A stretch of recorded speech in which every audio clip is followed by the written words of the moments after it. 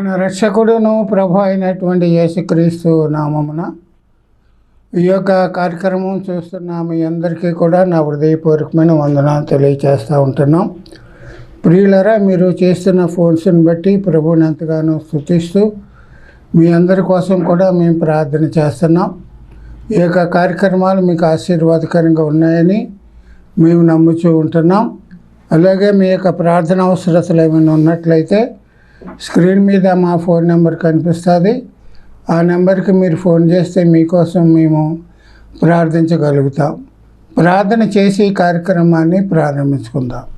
జీవము కలిగిన మా పరలోకపు తండ్రి, నమ్మదగిన దేవా, నీ పరిశుద్ధ నామని స్తోత్రాలు. నీ కృప చేత, ప్రేమ చేత మరోసారి నీ బిడ్డలతో కలిసి సహవాసం చేయడానికి, నీ వాక్యాన్ని ధ్యానం చేయడానికి మీరు మాకు ఇచ్చిన గొప్ప కృపకై నీకు వందనాలు, స్తోత్రాలు. ప్రభువా, ఈ సమయంలో మీరే మాతో మాట్లాడండి. నీ బిడ్డలకు కావలసిన వర్తమానం మీరు దయచేయండి. నీ వాక్యం అనే జీవాహారాన్ని మా అందరికీ కూడా పంచిపెట్టమని నజరేయుడైన యేసునామమున అడిగి స్తుతించి ప్రార్థిస్తున్నాం మా తండ్రి, ఆమేన్. ప్రభునందు ప్రియులారా, దేవుని వాక్యంలో నుంచి కొన్ని విషయాలు మనం జ్ఞాపకం చేసుకుందాం. గొర్రెపిల్ల వివాహ మహోత్సవము అనే అంశంలో వరుడు ప్రభు అయినటువంటి యేసుక్రీస్తుల వారు, వధువు దేవుడు తన స్వరక్తమిచ్చి సంపాదించిన సంఘం. క్రీస్తు శిలువ బలియాగం ద్వారా దేవుడు మనల్ని ప్రదానం చేసుకున్నాడు. ప్రధానానికి వివాహానికి మధ్యలో వ్యవధి ఉంది. ప్రభు రాకడెప్పుడో మనకు తెలియదు కనుక వధువు సంఘం ప్రభు రాకడ కొరకు సిద్ధపడాలి అని నేర్చుకుంటూ వచ్చాం.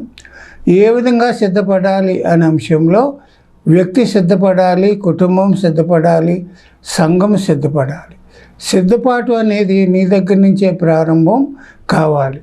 వ్యక్తి ఏ విధంగా సిద్ధపడాలి అనే అంశంలో యోబు గ్రంథంలో 22వ అధ్యాయం 23వ వచనంలో, నీ గుడారములలో నుండి దుర్మార్గమును దూరముగా తొలగించిన ఎడల నీవు అభివృద్ధి పొందేదవని వాక్యం మీద మనం ధ్యానం చేస్తూ వచ్చాం.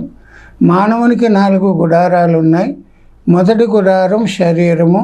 శరీరములో ఉండేటువంటి దుర్మార్గాన్ని తీసివేయాలని చెబుతూ ఆ యొక్క మొదటి గుడారము విషయంలో మనం 23 ఎపిసోడ్లు మనం చేసాం. రెండవ గుడారం మనం నివాసం చేసే ఇల్లు. మన ఇంటిలో దేవునికి అయిష్టమైనది, దేవుడు అసహించుకునేది ఏది కూడా మన ఇంటిలో ఉండకూడదు. ఈ యొక్క రెండవ గుడారం గురించి మనము 20 ఎపిసోడ్లు మనము చేసుకుంటూ వాక్యాన్ని ధ్యానించాం. మూడవ గుడారం దేవుని యొక్క మందిరం అన్నాం. దేవుని మందిరంలో దేవుడు పరిశుద్ధత ఉండాలని కోరుకుంటున్నాడు. దేవుని మందిరం నుండి దుర్మార్గతను గురించి, వాటిని ఎలా తీసేయాలని వాటిని గురించి దాదాపుగా 23 ఎపిసోడ్లు దాని గురించి మనం చేస్తూ వచ్చాం. 4వ గుడారం దేవుని యొక్క సంఘం. దేవుడు తన స్వరక్తం ఇచ్చి సంపాదించిన సంఘములో దుర్మార్గత ఉందని మనం నేర్చుకుంటూ ఆ యొక్క దుర్మార్గత గురించి మనం 30 ఎపిసోడ్లు మనం చేశాం. ఈ విధంగా దుర్మార్గం తొలగించుకోవాలని మరి అంశం మీద మనం దాదాపుగా 96 ఎపిసోడ్లు మనం చేశాం. గమనించండి, ప్రభు రాకడలో మనం ఎత్తబడాలంటే మనలో దేవుడు ఆశించినటువంటి పరిశుద్ధత, యథార్థత కావాలి. పరిశుద్ధత, యథార్థత లేకపోతే ప్రభు రాకడలో మనం ఏమాత్రం కూడా ఎత్తబడం.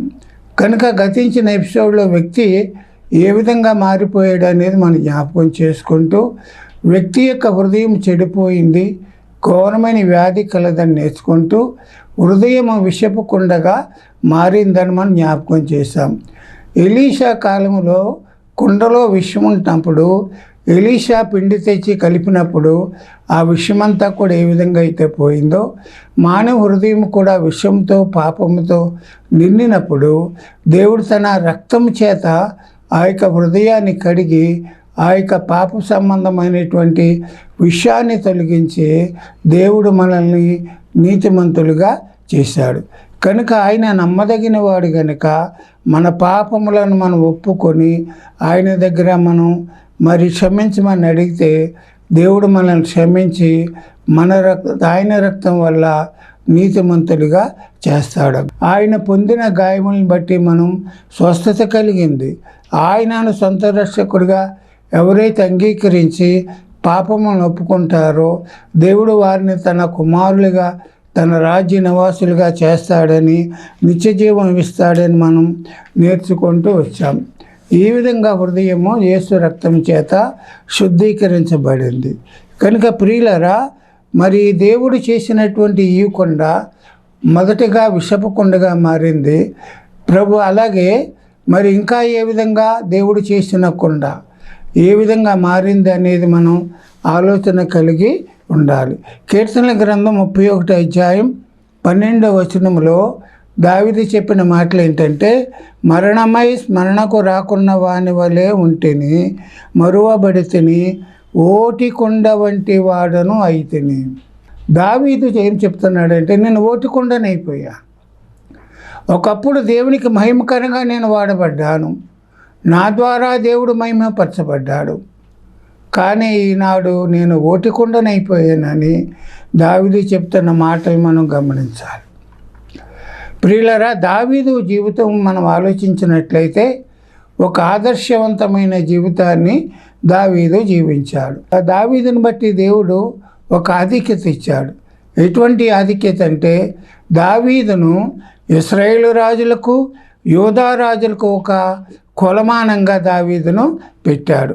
రాజుల గ్రంథం మనం చదివితే ప్రతి రాజు వెనకాల అతడు తన పితరుడైన దావీదు వలె యథార్థంగా నడిచాడు, యథార్థంగా నడవలేకపోయాడని ప్రతి రాజు యొక్క మరి చరిత్రలో మనం చూస్తాం. రాజులందరికీ కూడా ఒక కొలబద్దగా దావీదును పెట్టాడు. గమనించండి ప్రియులారా, దావీదు ఓటికుండైపోయాడు. ఎందుకు ఓటికుండైపోయాడంటే, దావీదు జీవితంలో దావీదు దేవుని మీద ఆధారపడి ఆనుకున్నవాడు. ప్రతి విషయంలో కూడా తన జ్ఞానం మీద కానీ, తన శక్తి మీద కానీ, తన బలం మీద కానీ, తనకున్న దేని మీద కానీ ఆధారపడకుండా సమస్తము కూడా దేవుడే నాకు ఆధారం అని చెప్పి దేవుని మీద ఆనుకొని ఆధారపడినటువంటి దావీదు. ఫిలిష్తీయులకి ఇశ్రాయేలీయులకి యుద్ధం జరుగుతున్న కాలంలో, సౌలు రాజుగా ఉన్న కాలంలో మరి ఫిలిష్తీయుల పక్షంగా గొల్యాత్ అనేవాడు ముందుకు వచ్చి, ప్రియులారా, 6 మూరల జానుడు కలిగిన వాడు, బలమైన యుద్ధాయుధాలు ధరించాడు, యుద్ధ నేర్పరి, యుద్ధంలో ప్రావీణ్యత కలిగిన వాడు. అటువంటి వ్యక్తిని చూసి సౌలు అతని సైన్యం అంతా కూడా భయపడిపోయినట్లుగా మనం బైబిల్లో చూస్తాం. సౌలు రాజు భయపడ్డాడు, గొల్యాతుకి భయపడ్డాడు. సౌలు రాజు అతని శత్రువు యొక్క బలాన్ని చూస్తున్నాడు, శత్రువు యొక్క ఆకారాన్ని చూస్తున్నాడు, శత్రువు యొక్క మాటలకు భయపడి సౌలు రాజు ఏమన్నాడంటే, తన యొక్క పిరికితనాన్ని, తన యొక్క అసమర్థతను కప్పుకూర్చోవడానికి సౌలు ఏమన్నాడంటే, అయ్యా, ఎవరైతే గొల్యాతు మీద యుద్ధానికి వెళ్ళి అతన్ని జయిస్తారో వాడికి నేను అర్ధరాజ్యాన్ని ఇస్తాను, అంత మాత్రమే కాదు, నా కుమార్తెనిచ్చి పెళ్లి చేస్తానని ఒక ఆఫరు సౌలు ఇచ్చాడు. ఆఫర్ విన్నప్పటికి కూడా గొల్యాతుని ఎదుర్కోవడానికి సౌలు కానీ సౌలు సైన్యంలో ఉండే ఎవరు కూడా ముందుకు రాలేకపోయారు. ఇంకా ఏమీ చేయలేనటువంటి పరిస్థితుల్లో దావీదు వచ్చాడు. ప్రియులారా, దావీదు దేవుని మీద ఆనుకొని దావీదు అంటాడు, జీవము గల దేవుడైన యెహోవా నామమును బట్టి నేను నీ మీదికి వస్తున్నాను, యుద్ధము యెహోవాదే, నా బలమంతా కూడా దేవుడే అని చెప్పి ఒక కర్ర పట్టుకొని, ఒక ఒడిశల 5 నున్నటి రాళ్ళు పట్టుకొని గొల్యాతు మీదకి వెళ్ళినప్పుడు, ప్రియులరా, దావీదు గురి చూసి ఆ యొక్క రాయి విసిరినప్పుడు గొల్యాతు యొక్క నుటుటి మీద ఆ రాయి గుచ్చబడినప్పుడు గొల్యాతు బోర్ల పడిపోయాడు. దావీదు వెంటనే వెళ్ళి అతని ఖడ్గము చేత గొల్యాతును తలను నరికినట్లుగా మనం చూస్తాం. గొల్యాతు కంటే దావీదు చాలా బలహీనుడు, యుద్ధ నేర్పరి లేనివాడు, యుద్ధము ఎప్పుడు కూడా చేయలేదు, యుద్ధ పరికరాలు కూడా ఎప్పుడూ వాడలేదు. అటువంటి దావీదు దేవుని మీద ఆనుకొని, జీవము గల దేవు యెహోవా నామమును బట్టి నీ మీదకి వస్తున్నాను చెప్పి దేవుని మీద ఆనుకొని, ప్రియులరా, యుద్ధ ఆయుధాలు పట్టుకెళ్ళకోకుండా గొల్యాతును జయించినట్లుగా మనం చూస్తాం. దావీదు యొక్క బలము దేవుడే. ఈ మాటలు వింటున్నా నీవు కూడా గొల్యాతు లాంటి సమస్యలు నీ జీవితంలో వచ్చినప్పుడు, గొల్యాతు లాంటి ఇరుకులు ఇబ్బందులు నీ మీదకి వచ్చినప్పుడు దేవుని మీద ఆనుకోవాలి. దేవుడే పరిష్కరిస్తాడు. మన బలం చేత, మన జ్ఞానం చేత, మన పలుకుబడి చేత ఆ సమస్యలను మనం ఎదుర్కోలేం. దేవుని మీద ఆధారపడి, దేవుని మీద ఆనుకొని ఎవరైతే ఉంటారో వారి పరిస్థితులు దావీదు వల్లే గొప్ప విజయాన్ని పొందగలుగుతారని మనం చెప్తున్నాం. మనం నేర్చుకోవాలి, దేవుని మీద ఆధారపడాలి. ప్రియులరా, దావీదు ప్రార్థనాపరుడు. దావీదు ఎంత ప్రార్థనాపరుడు అంటే కీర్తన గ్రంథం 6:6 ప్రతి రాత్రి కన్నీరు విడిచుచు నా పరుపును తేలజేయుచున్నాను, నా కన్నీళ్ల చేత నా పడక కొట్టుకొని పోవుచున్నది. దావీదు అంటాడు, ప్రియులరా, నా కన్నీళ్ల చేత నా పరుపు కొట్టుకుపోతుంది. ప్రతి రాత్రి కూడా నేను కన్నీరు విడిస్తున్నాను, నా పరుపు తేలిపోతుంది నా కన్నీటికంటే. అంత కన్నీటితోటి దావీదు ప్రార్థన చేస్తున్నాడు. ప్రతి రాత్రి కూడా దేవుని సన్నిధానంలో ప్రార్థన చేస్తున్నటువంటి పరిస్థితి. తన రాజ్యం గురించి, తన ప్రజల గురించి, తన యొక్క పరిపాలన ఏ విధంగా నడవాలో ఆ యొక్క విధానం గురించి, తన కుటుంబం గురించి ప్రతి రాత్రి కూడా దావీదు ప్రార్థన చేస్తున్నాడు. అంత మాత్రమే కాదు, దావీదు ఏమంటాడంటే 119వ కీర్తన 136 జనులు నీ ధర్మశాస్త్రమును అనుసరించకపోయినందుకు నా కన్నీరు ఏరులై పారుచున్నది. ప్రజలు దేవుని మార్గాన్ని విడిచిపెట్టేస్తున్నారు. ప్రజలు దేవుని మాట ప్రకారంగా జీవించడం లేదు కనుక ఆ ప్రజల మీదకి, ప్రియులరా, దేవుని ఉగ్రత, దేవుని కోపం వస్తుందేమో, ప్రజలు నశించిపోతారేమని చెప్పి దావీదు తన ప్రజల కోసం కన్నీరు కారుస్తూ ఉంటున్నాడు. అయ్యా, నా ప్రజల్ని రక్షించయ్యా, నా ప్రజలు తప్పు మార్గంలో నడుస్తున్నారు, దయచేసి నా ప్రజలను క్షమించమని దావీదు తన ప్రజల కోసం ప్రార్థన చేస్తున్న పరిస్థితులు మనం చూస్తాం. దావీదు ప్రార్థనాపరుడు. ఈ మాటలు ఉంటున్నా నీవు ప్రార్థనాపరుడుగా ఉంటున్నావా? రోజుకి ఎన్నిసార్లు ప్రార్థన చేస్తున్నావు? పడుకునే ముందు దేవుని సన్నిధానంలో ప్రార్థన చేసి నీ జీవితం ప్రార్థనతో, రోజువారీ జీవితం ప్రార్థనతో ప్రారంభం కావాలి, ప్రార్థనతో ఆ రోజు ముగించబడాలి. అటువంటి ప్రార్థనా జీవితం మనం కలిగి ఉండాలి. దావీదు, ప్రియులరా, దేవుని అనుమతి లేకుండా ఏ పని కూడా చేయలేదు. తన కుటుంబ విషయంలో కానీ, కుటుంబంలో ఏం చేయాలి, ఎక్కడికి వెళ్ళాలి, మరి ఎవరి దగ్గరికి వెళ్ళాలి అని ప్రతి విషయంలో కూడా, కుటుంబ విషయంలో కానీ, దేవుని విషయంలో కానీ, ప్రజల విషయంలో కానీ ఏ పని కూడా దేవుని అనుమతి లేకుండా ఏ పని చేయలేదు. ఒక పని ప్రారంభించినప్పుడు, ఒక పని చేయాలని అనుకున్నప్పుడు, ప్రభువా నీ పని చేయడం మరి నీకు ఇష్టమా కాదా అని దేవుని దగ్గర అడిగి దేవునికి అనుమతి దేవుడు వెళ్ళమంటే వెళ్ళాడు, మానేయమంటే మానేశాడు. కనుక ప్రియులరా, నీవు నేను దేవుని అనుమతి తీసుకోవాలి. మన భవిష్యత్తు గురించి, మన చదువు గురించి, మన ప్రయాణాల గురించి దేవుని యొక్క అనుమతి మనం తీసుకోవాలి. మనం ఏం చేయాలో మనకి తెలియదు కనుక దేవుని చిత్తానికి మనం అప్పగించుకొని మన కుటుంబ విషయంలో కానీ, పిల్లల విషయంలో కానీ, మరి ఉద్యోగ విషయంలో కానీ అన్ని విషయాల్లో కూడా ప్రతి పని కూడా దేవుని దగ్గర విజ్ఞాపన చేసి ఆ పనిలో కొనసాగితే దేవుడు గొప్ప ఆశీర్వాదం, విజయము దేవుడు ఇస్తాడని మనం గమనించాలి. కనుక దేవుడు దావీదు ఏమన్నాడంటే, యెహోవా నా కాపరి, నాకు లేమి కలుగదు. దావీదే 12 గోత్రాలకు రాజుగా ఉన్నప్పుడు దావీదు మీద యెహోవాను కాపరిగా పెట్టుకున్నాడు. ఆయన నాయకత్వంలో, ఆయన యొక్క అధికారంలోనికి దావీదు వచ్చాడు. తానే రాజు అయినప్పుడు కూడా తాను ఇంకొకరి అధికారంలో ఉండి, దేవుని అధికారంలో ఉండి, దేవుని నాయకత్వంలో ఉండి, దేవుడు చెప్పినట్లుగా చేసినట్లుగా మనం వాక్యంలో చూస్తూ ఉంటున్నాం. గమనించిన ప్రియులారా, దావీదు దేవుని అనుమతి లేకుండా ఏది కూడా ఇంటి మాట ఇది ఇన్ని గుణాలను బట్టి దేవుడు ఏమన్నాడంటే దావీదు నా స్నేహితుడు అన్నాడు. దావీదు నా స్నేహితుడు, గొప్ప సాక్ష్యం దేవుడు చెప్పాడు.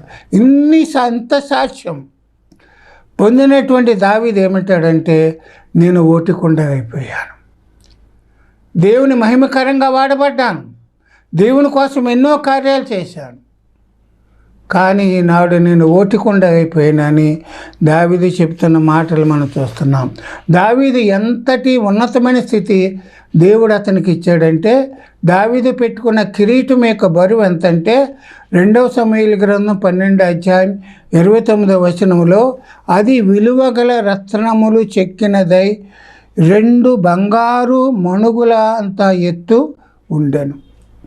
2 మణుగుల ఎత్తు బంగారం గల కిరీటం, మణులతో విలువగల రత్నములతో చెక్కినటువంటి కిరీటాన్ని దావీదు పెట్టారు. 2 మణుగులు అంటే దాదాపుగా 23 కేజీల బంగారం కలిగినటువంటి కిరీటాన్ని దావీదు ధరించాడు.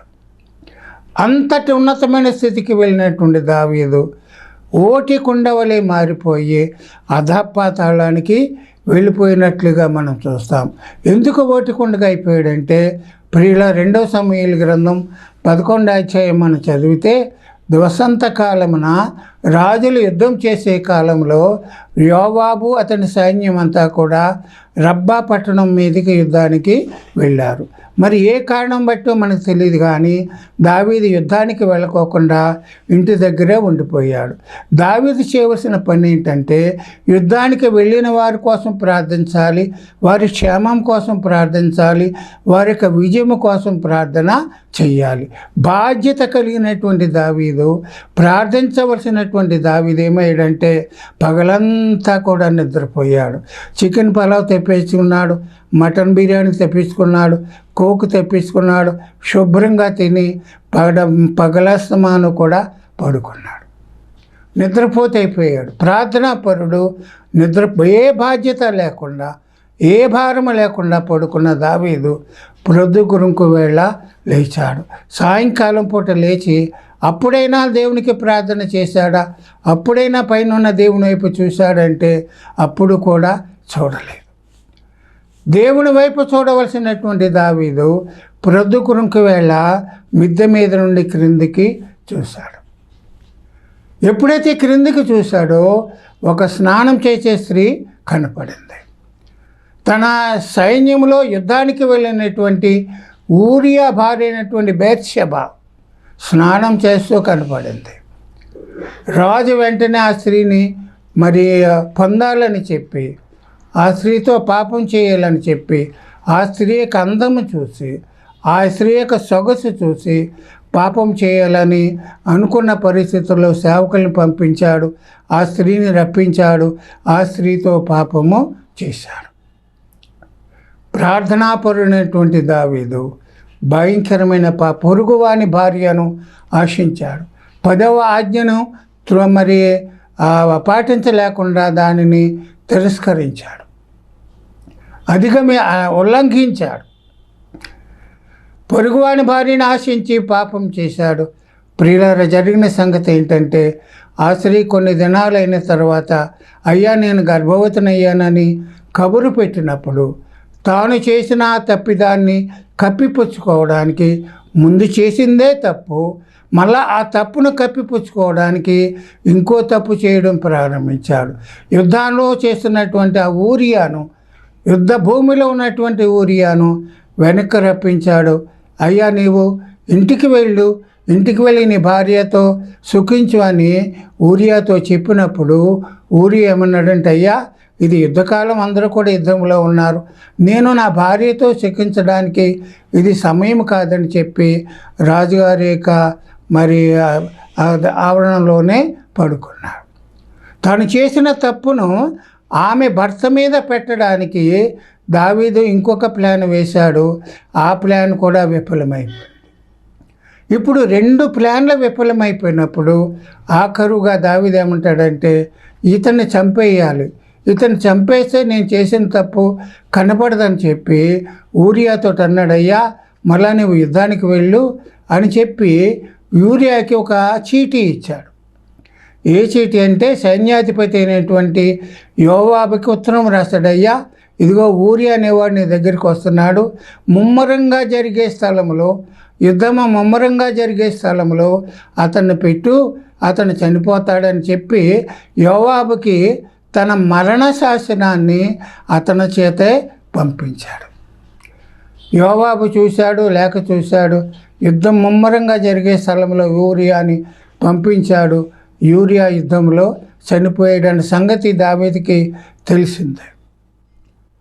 ఎప్పుడైతే తెలిసిందో బేత్షెబాను తన యొక్క నగరికి రప్పించి మరి ఆమెను వివాహం చేసుకుని, ప్రియులారా, ఈ పరిస్థితులు అతనికి పుట్టిన బిడ్డ అక్రమంగా సంబంధం పెట్టుకొని పుట్టిన బిడ్డ చనిపోయిన పరిస్థితులు మనం చూస్తాం. పాపము చేసిన తర్వాత 7 దినాలు ఉపవాసం ఉండి ప్రార్థన చేశాడు దావీదు బిడ్డ కోసం. అయినప్పుడు కూడా దేవుడు ఆ ప్రార్థన అనుకుండా ఆ బిడ్డను చంపినట్లుగా మనం చూస్తాం. ఉన్నతమైనటువంటి స్థితికి వెళ్ళిన దావీదు పొరుగువాని భార్యను ఆశించిన తర్వాత అధపాతాళానికి వెళ్ళిపోయాడు. మరోపడ్డాడు, మరణమై స్మరణకు రాకుండా వాళ్ళు ఓటికుండ వంటి వాడు. ఓటుకుండ ఎందుకు పనిచేస్తారు చెప్పండి? ఓటుకుండ మరి వేయించుకోవడానికి తప్ప ఒక వంటకు కానీ ఒక పనికి కానీ దేనికి పనికిరాదు ఓటుకుండ. దావీదు జీవితంలో ఓటుతనం వచ్చింది. పొరుగువాని భార్యను ఆశించి పాపం చేసినప్పుడు ఓటికుండ వంటి వాడయ్యాడు. ఒకప్పుడు దేవునికి మహిమకరంగా వాడబడ్డాడు. కానీ ఈనాడు ఓటికుండ అయిపోయి పనికిరాని వాడిగా ఉన్నాడు. ఈ మాటలు వింటున్నా నీవు. ఈనాడు ప్రపంచంలో 100% హత్యలు మరి దుర్మార్గం మరణాలు జరుగుతున్నాయి. కారణం ఏంటంటే ఒక స్త్రీని బట్టి అక్రమ సంబంధాలు పెట్టుకొని, అక్రమ సంబంధానికి భార్య అడ్డొచ్చిందని భార్యను చంపడం, అక్రమ సంబంధానికి భర్త అడ్డొచ్చాడని భర్తను చంపడం, అక్రమ సంబంధానికి పిల్లలు అడ్డొచ్చారని పిల్లలను చంపడం, తల్లిదండ్రులను చంపడం, మిగిలిన వారిని చంపడం అనేది జరుగుతుంది. ఒక స్త్రీ పొందు కోసం దావీదు రక్తాన్ని చిందించాడు, రక్తాపరాధం చేశాడు. ఒక స్త్రీ కోసం ఆమె యొక్క భర్తను చంపాడు. దావీదు ఆనాడు చేసిందే ఈనాడు కూడా జరుగుతుంది. అక్రమ సంబంధాలు పెట్టుకుని ఎంతమంది చనిపోతున్నారు గమనించండి ప్రియులారా. ఈ మాటలు వింటున్నా, నీవు ఏ పాపములో ఉన్నావు? నీవు దేవుని రాకడలో ఎత్తబడాలంటే నీవు ఓటికుండగా ఉండకూడదు. నీలో పాపం ఎప్పుడైతే ప్రవేశించిందో నువ్వెంత భక్తిపరుడు అయినా నీలో ఓటుతనం వస్తుంది. నీవు ఓటుకుండగా మారిపోతావు. గమనించండి ప్రియులరా, నువ్వు ఏ పాపంలో ఉన్నావు? వ్యభిచారము, దొంగతనము, అబద్ధము, మోసము, నువ్వు ఏ పాపములో ఉండిపోయావు? ఏ పాపంలో నువ్వు ఓటుకుండవైపోయావు? నువ్వు ఓటుకుండగా ఉంటే దేవుని రాకడలో ఎత్తబడవు. నువ్వెంతకాలం భక్తి చేసినప్పుడు కూడా దేవుని రాకడలో పరిశుద్ధత ఉండాలి, ఓటితనము ఉండకూడదు. గమనించండి ప్రియులారా, దావీదు చేసిన తప్పిదాన్ని నాతాను ప్రవక్త వచ్చి దావీదుకి చెప్తున్నాడు. అయ్యా, నువ్వు తప్పు చేశావు, పొరుగువాని భార్యను నువ్వు ఆశించి తప్పు చేసావు, చంపించేశావు అని నాతాను చెప్పినప్పుడు దావీదు ఒప్పుకున్నాడు. దావీదు ఒప్పుకొని ఏమంటాడంటే 51వ కీర్తనలో పైన ఏముంటుందంటే, నాతాను ప్రవక్త దావీదు దగ్గరికి వచ్చినప్పుడు దావీదు పశ్చాత్తాపంతో వ్రాసిన కీర్తన. 51వ కీర్తనలో దావీదు తాను చేసిన పాపమంతా కూడా ఒప్పుకున్నాడు. నా అతిక్రమము మరి తుడిచివేయమని ప్రార్థన చేస్తున్నాడు. నా పాపం నా కళ్ళెదుటే ఉందయ్యా, నీ పరిశుద్ధాత్మను నా యుద్ధ నుండి తీసివేయకుదు, నన్ను త్రోసివేయదు నీ సన్నిధిలో నుండి. మరలా నీ పరిశుద్ధ ఆనందం, నాకు రక్షణానందం నాకు కలుగు చెయ్యి. రక్తాపరాధము నుండి నన్ను విడిపించమని దావీదు కన్నీరు కార్చి పశ్చాత్తాపంతో ప్రార్థన చేశాడు. ప్రియులరా, దావీదు తప్పు చేశాడు. కానీ దేవుడు గద్దించినప్పుడు దావీదు ఆ పాపాన్ని ఒప్పుకున్నాడు. మనసారా 100కి 100 పశ్చాత్తాపము కలిగి పాపాన్ని ఒప్పుకున్నాడు కనుక దావీదును మరలా దేవుడు వాడుకున్నాడు. అనేక మందికి ఆశీర్వాదకరంగా, దీవెనకరంగా దేవుడు వాడుకున్నాడు. దావీదుకు దేవుడు ఇచ్చినటువంటి వాగ్దానం ఏంటంటే, నీ కుటుంబంలో తరతరముల వరకు కూడా ఒక వ్యక్తిని రాజుగా నేను కొనసాగిస్తాను నిన్ను బట్టి అని దావీదును దేవుడు ఆశీర్వదించాడు. ఈ మాటలు వింటున్నా నీవు ప్రియులారా, నీ పాపాన్ని ఒప్పుకున్నావా? తప్పు చేయడం సహజమే, కానీ ఒప్పుకోవడం అనేది చాలా ప్రాముఖ్యమైన సంగతి. దావీదు ఒప్పుకున్నాడు. దావీదు ఎదురు చెప్పలేదు, ప్రవక్తకి అబద్ధమాడలేదు. కానీ దావీదు ఒప్పుకొని పశ్చాత్తాపంతో ప్రార్థన చేశాడు కనుక మరలా ఓటుతనం పోయింది. మరలా దేవునికి మహిమకరంగా దావీదును దేవుడు వాడుకున్నాడు. నా స్నేహితుడని చెప్పాడు దావీదు. నీ కుటుంబంలో ప్రతి ఒక్కరిని కూడా రాజుగా చేస్తానని దావీదుతోటి దేవుడు చెప్పాడు. గమనించండి, నీ ఓటుతనంలో ఉన్నావేమో. ఏ పాపంలో ఉంటే నీ ఓటుతనం ఉంటుంది. నీ ఓటుతనాన్ని తీసివేసుకుంటే మరలా దేవుడు నిన్ను మహిమకరంగా వాడుకుంటాడు. కనుక ప్రియులరా, ఓటికొండ అయిపోయాడు. నీవు నేను ఒకవేళ ఓటుకొండగా ఉన్నామేమో. ఓటుకొండగా మనం తెలియకోకుండానే పాపంలో జీవిస్తున్నామేమో. చిన్న పాపమే కదా అని చాలామంది అనుకుంటారు. చిన్నదైనా పెద్దదైనా పాపమే. కనుక మన పాపాలు మనం ఒప్పుకోవాలి. ఒప్పుకుంటే దేవుడు క్షమిస్తాడు. ప్రియులరా, నీ అతిక్రమములను దాచిపెట్టువాడు వర్ధలుడు కానీ వాటిని ఒప్పుకొని విడిచిపెట్టేవాడు కనికరమును పొందడు. కనుక ఓటుతనం మనం తీసివేసుకుందాం. దేవునికి దేవుని సన్నిధానంలో ఒప్పుకుందాం, విడిచిపెడదాం. ప్రభు చిత్తమైతే మరలా కొన్ని విషయాలు ఇంకొక కొండ గురించి మనం ధ్యానం చేద్దాం. దేవుడు ఈ మాటలు మన కోసం దీవించి ఆశీర్వదించునుగాక. ప్రార్థన చేద్దాం. జీవము కలిగిన మా పరలోకపు తండ్రి, నీ పరిశుద్ధ నామని స్తోత్రాలు. నీ కృప చేత, ప్రేమ చేత ఇంతవరకు మాతో వివరంగా విస్తారంగా మాట్లాడారు. నీకు వందనాలు. దావీదుకు కలిగినటువంటి ఓటుతనం గురించి మాతో మాట్లాడారు. మరలా తన తప్పును తాను తెలుసుకొని ఒప్పుకొని మరలా నీకు మహిమకరమైన కుండగా వాడబడిన మాటలు మేము విన్నాం. వెత్తబడిన వాక్యం కోసం ప్రార్థిస్తున్నాం. దానికి నీరు కట్టండి, ఫలింప చేయండి. విన్నవారికి ఆశీర్వాదకరంగా ఉండడానికి సహాయం చేయండి. ఈ ప్రోగ్రాం చూస్తున్న ప్రతి ఒక్కరిని మీరు దీవించండి. వారిలో ఉండే ఓటుతనాన్ని తీసివేసుకోవడానికి వారిని మీరు ప్రేరేపించమని అడుగుతూ ఉంటున్నాం. పాపాన్ని దాచుకుంటే ఆ పాపం వారిని దయించి వేస్తుందని ఇదిగోనైనా వారికి తెలియచేయమని అడుగుతూ ఉంటున్నాం. మరలా నూతన విద్యా సంవత్సరంలో అడుగుపెట్టిన ప్రతి బిడ్డను బట్టి ప్రార్థన చేస్తున్నాం. నూతన సంవత్సరంలో విద్యా సంవత్సరం ప్రారంభమైంది. క్రొత్త తరగతులకు వెళ్ళారు. మరలా వారు చక్కగా చదువుకొని జ్ఞానం కలిగి మరలా విద్యా సంవత్సరంలో కొనసాగడానికి సహాయం చేయండి. వారికి కావాల్సిన జ్ఞానాన్ని అనుగ్రహించండి. సమయోచితమైన జ్ఞానం దయచేయండి. కృపలో వారిని భద్రపరచండి. ఎవరైనా రోగులు ఎదుగోని బలహీనులు ఉంటే వారిని మీరు స్వస్థపరచండి. ఎదుగోనైనా వివాహం కావాల్సిన బిడ్డలను బట్టి ప్రార్థిస్తున్నాం. వారి పట్ల కార్యాలు జరిగించండి. ఎన్నో సమస్యలు ఉన్నవారు ఉన్నారు. ఆ సమస్య నుంచి వారికి విడుదల దయచేయండి. నీ చిత్తమైతే మేమందరం కూడా మరోసారి కలుసుకోవడానికి నీ కృప దయచేయమని యేసునామం అడిగి స్తుతించి ప్రార్థిస్తున్నాం మా తండ్రి. ఆమేన్. మీ అందరికీ నా హృదయపూర్వకమైన వందనాలు.